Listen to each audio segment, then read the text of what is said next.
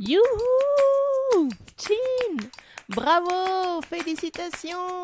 Big up! Po, po, po! Vous écoutez l'interview de Colo, le podcast qui plonge dans nos intériorités.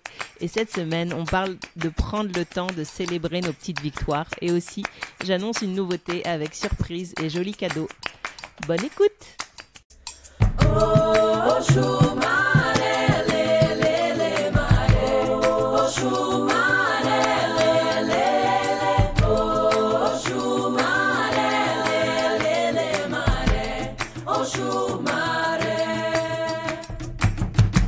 Bienvenue dans la Colosphère. Je suis Colo, artiste entrepreneur aux multiples facettes. Chaque vendredi, dans l'interview de Colo, je vous propose une plongée thématique avec ou sans invité, dans nos vies intérieures, dans notre puissance et notre vulnérabilité, dans toutes les nuances qui font de nous des êtres humains. Si vous avez apprécié ce rendez-vous, partagez-le à vos proches, écrivez-moi en commentaire et pour soutenir le podcast, mettez une super note pleine d'étoiles. Et bonjour chères auditrices, chers auditeurs, je suis vraiment contente de vous retrouver aujourd'hui pour un nouvel épisode. J'ai plein de nouvelles choses à vous annoncer.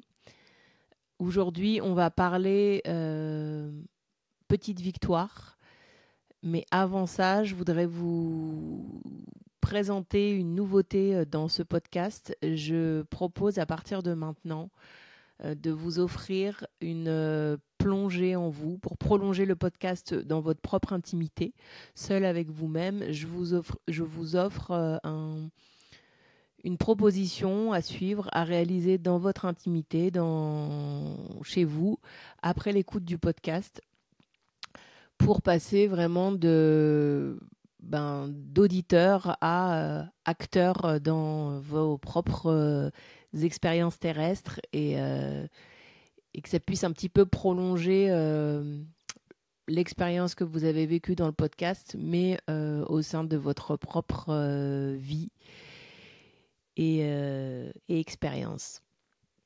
J'espère que ça vous plaira. Donc c'est la première aujourd'hui. Pour avoir accès à ces ressources qui sont gratuites, il suffit de suivre le lien qui se trouve dans la description du podcast. C'est un lien qui s'appelle ressources podcast. Normalement, ce sera fléché. Vous verrez bien ça. Sinon, n'hésitez pas à m'écrire en message privé si vous ne trouvez pas. Alors, parlons de notre sujet du jour, la victoire, la petite victoire et l'importance de célébrer ces petites victoires. Alors, pourquoi j'ai eu envie de parler de ça aujourd'hui ? Tout simplement parce que j'ai observé ces dernières années, dans mon expérience, que la confiance que j'avais en mes idées, en mes projets, en ma façon d'avancer vers ce qui me faisait du bien, elle se renforçait. Elle était vraiment nourrie par des étapes où j'observais mes petites victoires.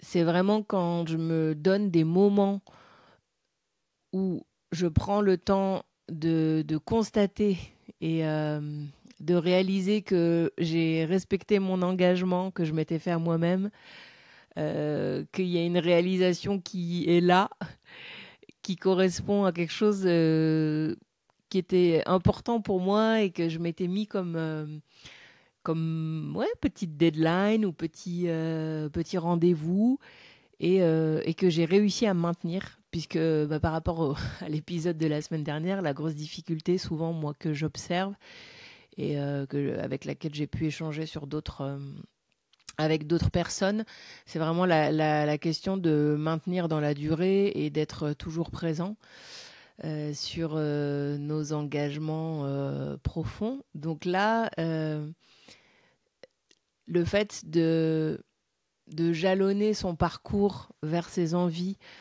avec des petits temps, des petits espaces où on prend le temps d'observer ces petites victoires, c'est une sorte de cercle vertueux qui permet d'alimenter finalement la joie et puis aussi la confiance et reprendre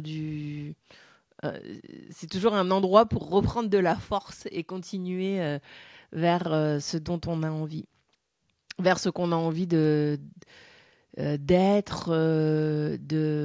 d'avoir, ou tout simplement de ressentir, de développer. Ça se situe à différents endroits suivant ce qui vous anime et ce dont vous avez envie. Mais je trouve que c'est un rappel que j'ai eu cette semaine et que je trouve en fait assez essentiel. Ça paraît complètement anodin comme ça. Mais au final, c'est, je pense, essentiel d'avoir de la clarté, d'être en capacité de nommer avec clarté ces petites victoires. Et ces petites victoires-là, elles sont vraiment personnelles. Elles n'ont pas lieu d'être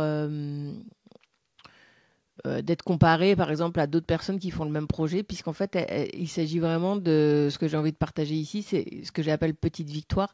C'est vraiment les petites victoires avec nous-mêmes. C'est-à-dire, on est vraiment dans le podcast de nos intériorités. Donc là, on est vraiment dans un truc de soi à soi. De soi à soi qui nous permet de se poser et de reconnaître de soi à soi qu'on a réussi à maintenir un engagement, quelque chose qui était important pour nous. Alors pourquoi je rappelle un petit peu en boucle cette histoire de soi à soi, c'est pas pour vivre dans une bulle et ne penser qu'à soi, c'est vraiment pas le... je pense qu'on est venu chercher sur Terre, on est vraiment venu expérimenter le lien, la connexion aux autres, et puis voilà, l'interaction. Pourquoi je rappelle tout le temps un peu en boucle cette histoire de soi à soi? Parce que souvent, ces temps de reconnaissance ou d'observation, de reconnaissance de l'engagement qu'on a eu, qu'on a maintenu, on va de manière assez automatique les chercher à l'extérieur, les chercher par une validation extérieure. Et pourquoi on fait ça? Tout simplement parce que depuis qu'on est petit, en fait, depuis qu'on est né, ça fonctionne comme ça. En fait, on est vraiment habitué et on est conditionné à fonctionner comme ça. Par exemple, si on prend la vie d'un bébé qui arrive sur Terre, j'avais pris quelques notes en exemple, mais voilà, quand on est tout petit, on commence à marcher. Ah bah là, on va nous féliciter, ça va être un peu extraordinaire. Ah, bravo, il marche. Après, on va peut-être balbutier 2-3 mots, ça va être aussi pareil, une validation extérieure. Et après, on va apprendre à courir. Après, on va s'habiller tout seul. Et tout ça, ça va être des étapes où finalement, on va certainement avoir notre propre satisfaction personnelle, mais aussi en fonction de l'entourage familial qu'on a. Et souvent, c'est des choses qui se font de manière assez naturelle, que ce soit les parents ou l'entourage vont, dans un élan d'encouragement, un petit peu féliciter ou valider l'enfant qui se débrouille et qui arrive à faire des choses de manière autonome par lui-même. Ce qui est très chouette, mais quand ça arrive dans une extrême, en fait, finalement, on va se construire. Moi, c'est quelque chose que j'observe et j'essaie d'y être attentive. Et je vois qu'en tant que parent, c'est assez compliqué de trouver un juste équilibre, moi, qui me parle et qui me convient. Je vois quelquefois qu'en fait, mon enfant peut chercher ma validation pour des choses vraiment minime, où à l'origine il aurait pu être dans son plaisir à lui et se valider lui-même en fait. Mais c'est comme s'il y avait eu quelque chose qui s'était construit qui fait que il va un peu chercher dans mes yeux une forme de validation. Et donc en fait voilà, on se construit comme ça depuis petit. Après on va à l'école, donc là c'est un peu le summum de la validation extérieure par le système, en tout cas en France. Moi, le système que j'ai expérimenté, c'est un système vraiment où, à l'époque où j'étais là, je ne sais pas comment c'est maintenant, mais je ne sais pas si ça a vraiment changé, mais on n'encourageait pas à l'auto-évaluation et à comprendre depuis notre intérieur comment on se situait et comment on se sentait par rapport à un engagement, par rapport à peut-être un objectif qui était fourni. Il y avait toujours cette notation où c'est, comment on appelle ça, les remarques du professeur qui validaient ou invalidaient notre progression. Après, ben, c'est la même chose, hein. Ça va être la même chose dans les activités extérieures. Donc, si on fait des activités sportives, des activités artistiques, quand on est petit, il va toujours y avoir ce truc de quand on va revenir avec peut-être une réalisation ou qu'on va faire un match de sport, il va toujours y avoir ce truc de validation par l'extérieur, par l'entourage, par nos parents. Oh, c'est beau, etc. Et du coup, petit à petit, ben, on intègre ça de manière vraiment en mode, ce que j'appelle en mode pilote automatique, et ce qui fait qu'après, ça reste. C'est même plus un sujet, en fait, finalement, d'arriver à se dire est-ce que je me valide intérieurement ou pas. On a ce réflexe systématique de chercher comme ça, là, à l'extérieur, une validation. Et puis après, bah, effectivement, sur la partie école, derrière, il y a tout le fonctionnement des diplômes qui est vraiment aussi basé là-dessus.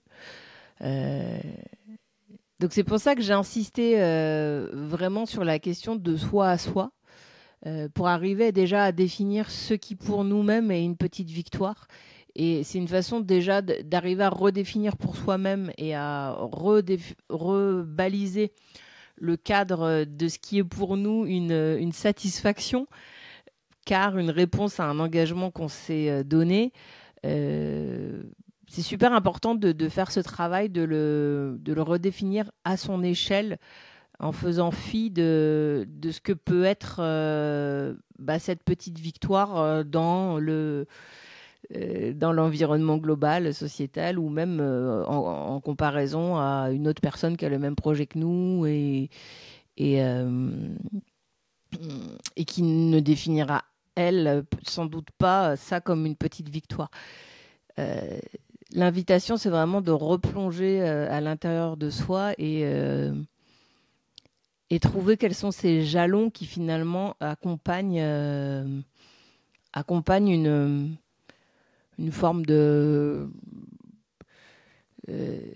mieux-être, en fait. De mieux-être, ou alors, je dirais encore plus que mieux-être, il y a vraiment cette histoire de croissance que moi, je ne défends pas forcément. C'est pas une croissance de soi, mais plutôt je le verrais plus comme un peu plus de dépouillement. Moi, je le vois vraiment dans le sens inverse, c'est-à-dire comme une acceptation de couches que j'enlève et une acceptation encore plus de qui je suis pleinement, en m'autorisant à définir ce qui est important pour moi de célébrer ou non sur le chemin.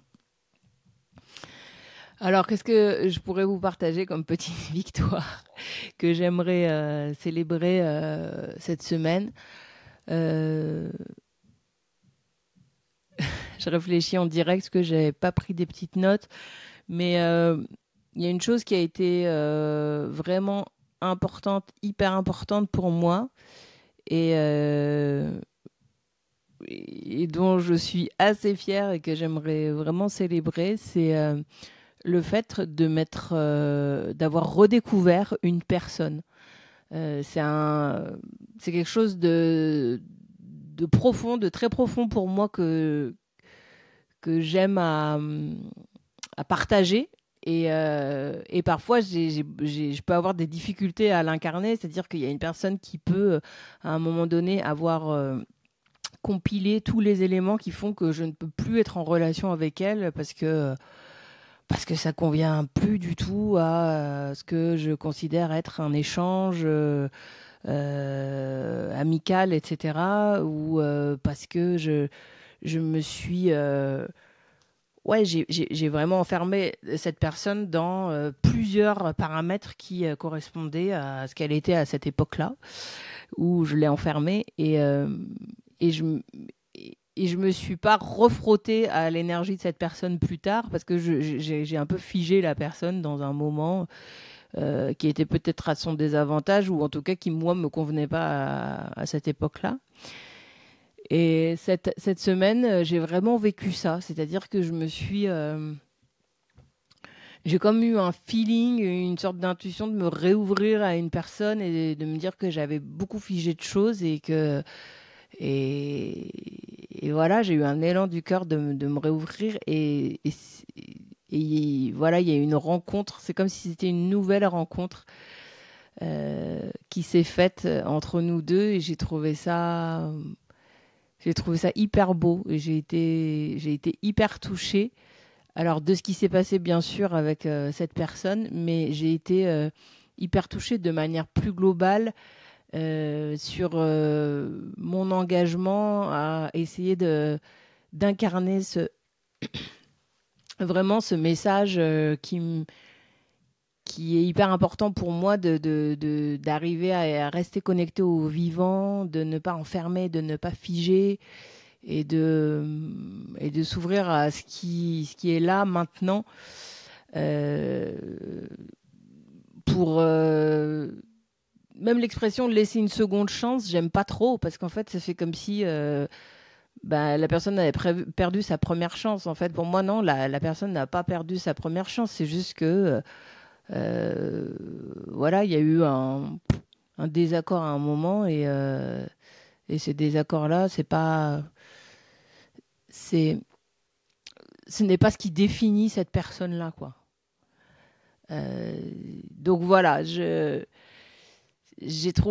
trouve qu'en fait c'était hyper fort et pour moi c'est une vraie victoire qui peut-être vous qui écoutez vous sembler petite, mais en tout cas moi c'est une petite victoire que j'ai vraiment envie de célébrer à mon échelle parce que ça veut dire beaucoup, ça veut vraiment dire beaucoup par rapport à ce à quoi j'aspire dans mon chemin et ce qui me parle de revenir tout le temps à ce vivant, à cet instant et à me réouvrir.